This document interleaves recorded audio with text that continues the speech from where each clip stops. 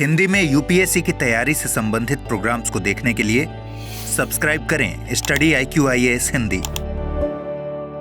किसी भी हाईवे को पार करते समय अक्सर टोल प्लाजा पे हमारी जेब से वसूला गया पैसा हमारे लिए एक अलग ही दुख की स्थिति उत्पन्न करता है। हालांकि ये दुख इस वजह से नहीं है कि हमारी जेब से टोल प्लाजा पर पैसे ले लिए गए हैं या फिर हमसे हाईवे को क्रॉस करने के लिए पैसा वसूला जा रहा है, बल्कि इसके पीछे का रीज़न ये है कि जिस प्रकार का पैसा हम लोगों से वसूला जाता है और सरकार को एक बड़ा रेवेन्यू मिलता है, हमें उस प्रकार की सेवाएं नहीं मिल पाती हैं। और अधिकांश बार ये भी देखा जाता है कि जिस भी हाईवे को हम क्रॉस कर रहे होते हैं वहाँ पर व्यवस्थाएं पूरी नहीं होती हैं, सुविधाएं नहीं होती हैं, कहीं ना कहीं रखरखाव का काम चल रहा होता है, कहीं ना कहीं मरम्मत हो रही होती है या फिर हमारे हाईवे टूटे फूटे पड़े हैं। अब दरअसल आप लोगों की बात पहुंच चुकी है संसद तक और फिलहाल यही मुद्दा संसद में उठाया जा रहा है और जल्द ही उम्मीद है कि एक बड़ा सुधार देश में हो सकता है। नमस्कार साथियों, मैं कुणाल आप सभी का स्टडी IQIAS हिंदी पे स्वागत करता हूं। फिलहाल हमारे न्यूज टाइटल का कहना है house panel questions perpetual highway tolls seeks removal after cost recovery. तो देखिए, दरअसल फिलहाल हमारी संसद में कुछ सिफारिशें आई हैं। एक पैनल है यानी कि हमारी लोक लेखा समिति है, उसने फिलहाल संसद में पेश की है एक रिपोर्ट और रिपोर्ट पेश करते हुए बताया है कि किस प्रकार के सुधार हमें अपनी टोल व्यवस्था में करने चाहिए। तो लोक लेखा समिति ने संसद में पेश अपनी रिपोर्ट में सिफारिश की है कि राष्ट्रीय राजमार्गों पर निरंतर जारी टोल के संदर्भ में कुछ खास बदलावों की आवश्यकता है। ठीक है, तो क्या क्या बदलाव होने चाहिए, क्या क्या स्थितियां होनी चाहिए, एक बार जरा समझते हैं और देखते हैं कि क्या क्या सुझाव आए हैं और ये भी समझते हैं कि ये सुझाव क्यों आए हैं और क्या इसके पीछे स्थितियों को बदलने से जुड़ा हुआ मामला है। तो देखिए, दरअसल जो खास सिफारिशें आई, इसमें पहला है पूंजीगत और रखरखाव लागत की वसूली के बाद कम या समाप्त कर दिया जाना। देखिए, दरअसल जब कभी भी हम लोग देखते हैं टोल प्लाजा, तो टोल प्लाजा पे हमें इतना तो पता होता है कि हाँ, अब इस हाईवे को हम क्रॉस कर रहे हैं तो इसलिए हमसे ये पैसा लिया जा रहा है। बट दरअसल बात केवल इतनी ही नहीं होती है। किसी भी टोल प्लाजा को बनाए जाने के पीछे का रीज़न ये होता है कि उस टोल प्लाजा के निर्माण में जो लागत लगी है और उसके रखरखाव पे जो पैसा खर्च किया जा रहा है, आम जनता उस पैसे में कंट्रीब्यूट करे, सब लोग थोड़ा थोड़ा पैसा मिलाए और जब कभी भी वो लागत की पूरी रकम वसूल हो जाए तो उस टोल प्लाजा को वहाँ से हटा दिया जाए, फिर लोगों को वहाँ से मुफ्त आवागमन की सुविधा प्रदान की जाए। लेकिन दरअसल हमारे भारत की व्यवस्था में एक खास परिस्थिति ये चल रही है कि जब कभी भी कोई टोल प्लाजा स्थापित हो जाता है तो उस टोल प्लाजा को बनाए जाने के बाद चाहे फिर उस हाईवे की रकम वसूल हो चुकी हो या वसूल होने वाली हो, हम उस टोल प्लाजा को निरंतर व्यवस्था में रखते हैं और सरकार यहाँ यही नज़र बनाए रखती है कि जितना पैसा उस टोल प्लाजा से वसूल कर लिया जाए उतना ही अच्छा है। और वहीं हमें पता चलता है कि देश में जितने भी टोल प्लाजा स्थापित किए गए हैं सभी एक्टिव हैं और लगातार वो अभी तक पैसा वसूल कर रहे हैं, चाहे फिर वहाँ हाईवे की लागत वसूल हो चुकी हो या फिर ना वसूली गई हो। तो इसी वजह से फिलहाल अभी ये संसद में मुद्दा उठाया गया है कि देखिए, हमारे देश के जितने भी हाईवे ऐसे हैं जहाँ पे पूंजीगत और रखरखाव लागत वसूल ली गई है अब टोल प्लाजा पर, तो उस जगह से टोल प्लाजा को हटा दिया जाना चाहिए और लोगों से कोई भी टोल नहीं वसूला जाना चाहिए या फिर टोल को कम कर दिया जाना चाहिए। सरकार को इस बात पे विचार करना चाहिए क्योंकि ये अतिरिक्त पैसा है जो जनता से वसूला जा रहा है और इसलिए ये चीज़ें ठीक नहीं है। इसके साथ ही यहाँ पर यह सिफारिश भी की गई है कि हमारे देश में एक टैरिफ प्राधिकरण बनाया जाना चाहिए, जो टैरिफ प्राधिकरण निष्पक्ष रूप से टैरिफ या टोल से जुड़ा हुआ मामला है उस पर निर्णय लेगा।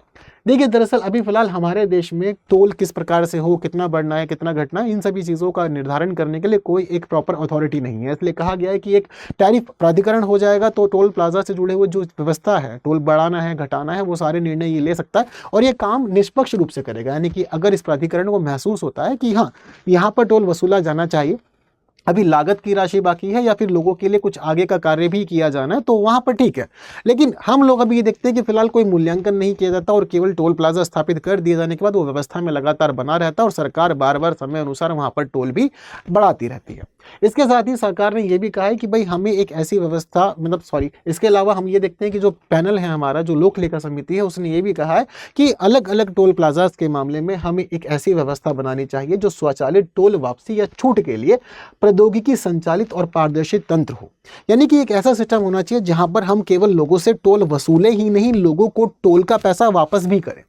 सुन के अजीब लग रहा है ना, बट हाँ, ये प्रस्ताव आया है और कहा गया है सरकार से कि ऑटोमेटिक सिस्टम डेवलप करना चाहिए जिससे कि लोगों का पैसा उनको वापस किया जाए।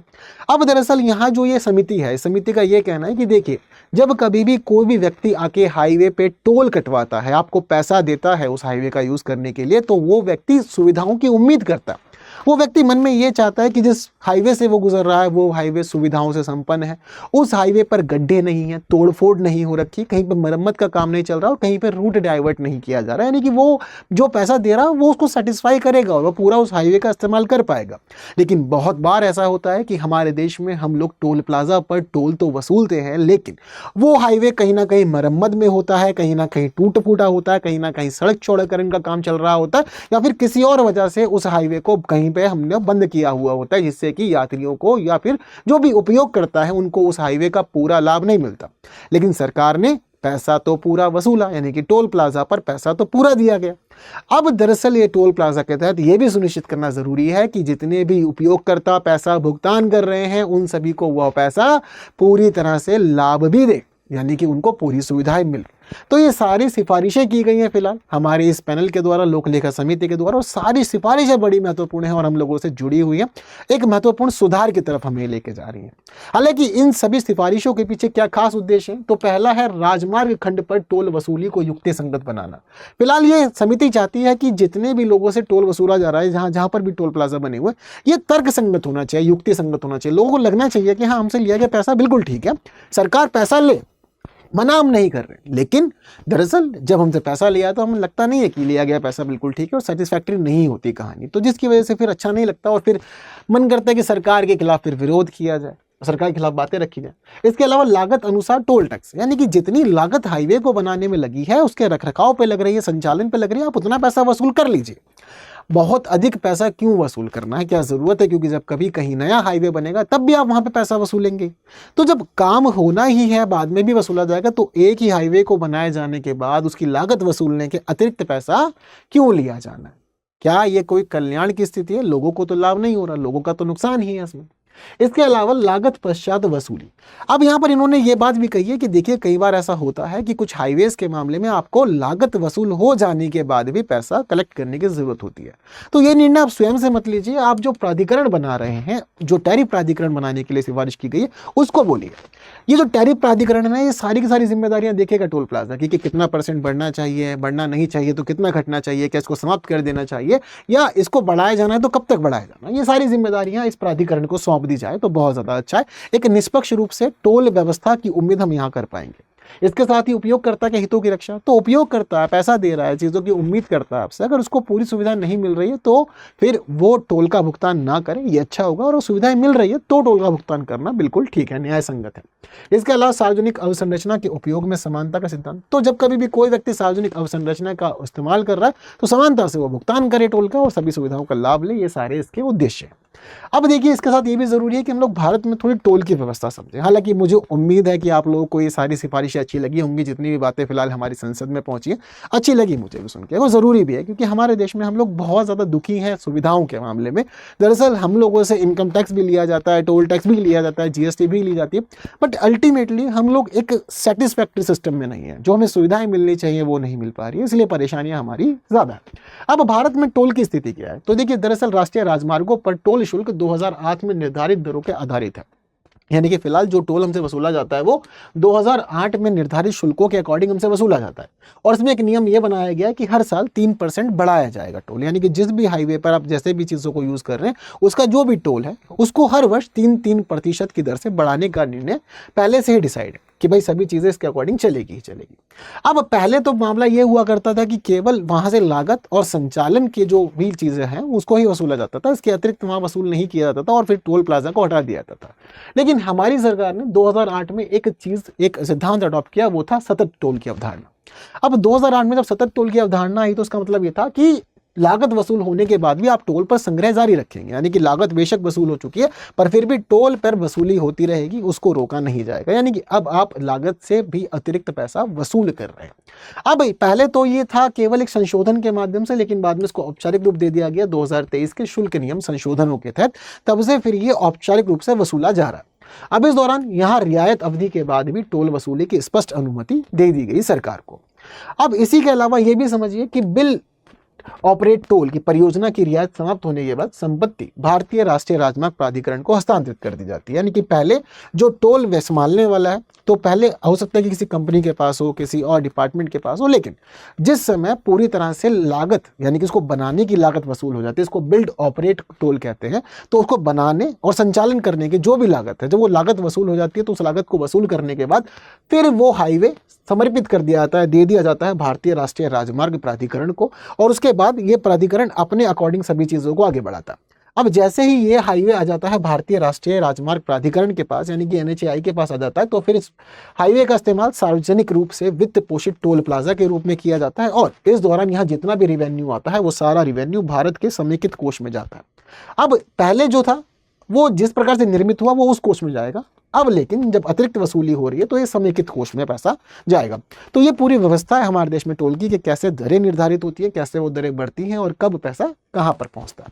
अब इन सभी के साथ साथ ये भी समझिए कि हम फिलहाल वर्तमान में टोल दरों का निर्धारण कैसे होता है। तो आपको बताया कि 2008 के अकॉर्डिंग सभी चीज़ें चल रही है, 3% बढ़ा रहे हैं, बट इसके अलावा क्या कोई खास पैमाना है? तो देखिए, पहली बात तो यही समझिए कि आकलन करने के लिए हमारे देश में कोई भी स्वतंत्र तंत्र नहीं है, यानी कि कोई सिस्टम नहीं है जो हमें ये बताए कि टोल शुल्क वास्तविक संचालन के अकॉर्डिंग कैसे होना चाहिए, रखरखाव लागत या फिर भविष्य की आवश्यकताओं को किस प्रकार से वो सबको संबोधित करें। यानी कि हम सारी चीज़ों को नहीं पूरी तरह जस्टिफाई कर पाते, ऐसा कोई फॉर्मूला हमारे पास में नहीं है। बट फिर भी हमारे देश में जो टोल का निर्धारण होता है वो होता है आंशिक थोक मूल्य सूचकांक समायोजन के माध्यम से। तो आंशिक थोक मूल्य सूचकांक समायोजन के साथ साथ एक निश्चित वृद्धि का उपयोग करते हैं और इसके अकॉर्डिंग हम लोग वार्षिक रूप से संशोधित करते रहते हैं टोल की दरों को। तो ये है हमारे देश में टोल दरों के निर्धारण की व्यवस्था। हालांकि अभी हाल फिलहाल में हमारी सरकार ने कुछ सुधार किए हैं।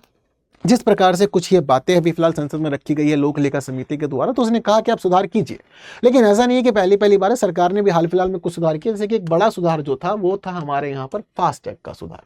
अब फास्टैग का मतलब ये रहा कि पहले हम लोग को टोल प्लाजा से गुजरते समय लंबी लंबी लाइनें लगानी पड़ती थी, एक एक करके सब पहुंचा करते थे आगे बूथ के पास और वहां पैसा दिया करते थे, पर्ची कटाते थे, फिर आगे जाते थे। सरकार ने कहा कि भाई यहाँ पे दिक्कत हो रही है, समय बहुत लग रहा है, फास्टैग करो। यानी कि आपकी जो गाड़ी होगी उस गाड़ी के बाहर एक कोड लगा होगा, स्कैनर लगा हुआ होगा, केवल वहाँ पर जो स्कैनर होगा वो उस कोड को स्कैन करेगा और उसके बाद आपका अकाउंट से ही पैसा कट जाएगा और बस जस्ट उसके बाद आप मूव ऑन कर सकते हैं, वहाँ से आपको वहाँ रुकने की ज़रूरत नहीं है। तो इससे समय भी कम लगेगा और लाइनें लंबी नहीं होगी, ये उम्मीद की जा रही थी। हालांकि फिर सरकार यहाँ पर सेटिस्फाइड नहीं है। अब सरकार चाहती है कि अभी हम टोल के सिस्टम को और अच्छा बनाएं। जैसे कि सरकार चाहती है कि अब फास्टैग पास बना दिया जाए आपके लिए। सरकार का ये कहना है कि भाई 3,000 रुपये देना है और 3,000 रुपये में 1 साल तक बार बार आइए जाइए टोल के पास से, आपके पास कोई परेशानी नहीं होगी, आपको रुकना नहीं है, दिक्कतें नहीं है, आपको अनुमति है। लेकिन ऐसा भी नहीं है असीमित, आपको कहा गया है कि ये जो आपका पास है ये पास या तो 1 साल तक वैलिड रह सकता है या फिर आपको 200 टोल ट्रांजेक्शन की अनुमति दे सकता है। या तो आप 1 साल तक यूज़ कर लीजिए या फिर आप 200 टोल ट्रांजेक्शन कर लीजिए, जो भी पहले हो जाएगा उसके मामले में फिर ये पास एक्सपायर हो जाएगा। इसके अलावा सरकार ने एक नया निर्णय ये लिया है कि 4 पट्टी से कम के जो नेशनल हाईवे हैं अब वहां पर टोल की वसूली नहीं की जाएगी। तो जैसे ये फास्टैग का पास आपको मिल रहा है ना 3,000 रुपये का, ये पास का नियम तो अभी से ही लागू हो जाएगा। 15 अगस्त से इसको लागू करने की बात कह दी गई है सरकार के द्वारा। इसके साथ सरकार ने कहा कि 4 पट्टी से कम के जो हाईवे हैं वहाँ पर टोल नहीं वसूला जाएगा और साथ ही अब हम लोग चाहते हैं कि टोल प्लाजा को हटा दिया जाए और टोल सिस्टम हो जाए GNSS आधारित, यानी कि जो हमारे ग्लोबल नेविगेशन सैटेलाइट सिस्टम है उस पर ही बेस्ड हो अब हमारा पूरा टोल सिस्टम। यानी गाड़ियों में आपके लोकेशन GPS सेटअप हो और पूरी तरह से अक्से के अकॉर्डिंग आपसे टोल वसूला जाए और आपसे टोल उतना ही लिया जाए जितना आप हाईवे का इस्तेमाल कर रहे हैं।